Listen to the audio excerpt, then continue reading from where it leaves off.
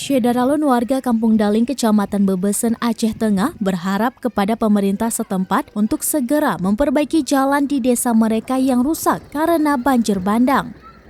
Jalan yang merupakan akses utama 500 jiwa penduduk di desa itu rusak parah setelah diterjang banjir bandang pada tahun 2014 dan yang terakhir pada tahun 2020 lalu. Pantauan tim Serambi On TV saat berkunjung ke desa tersebut, jalan terlihat rusak dan berlubang dengan kondisi aspal mulai terkelupas.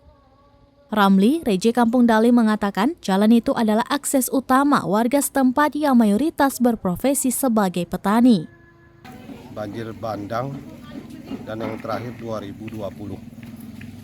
Jadi dalam hal ini kami sangat menyayangkan kondisi masyarakat. Kami terus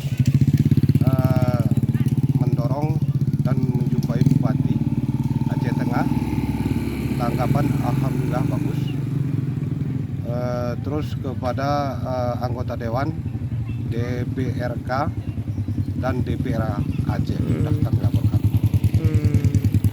Menurut Reja Ramli, kondisi jalan yang rusak itu cukup membahayakan warga yang melintas dan anak-anak yang setiap hari bermain. Malah sudah ada korban yang mengalami kecelakaan. Ramli mengaku telah menyampaikan persoalan itu kepada Bupati Aceh Tengah, anggota DPRK, dan anggota DPRA. Namun hingga kini belum ada tanda-tanda jalan di kampungnya itu akan diperbaiki. Ia berharap pemerintah Aceh Tengah segera untuk memperbaiki jalan rusak yang sangat dibutuhkan warga setempat. Dari Takengon, Suberdani, Serambi On TV.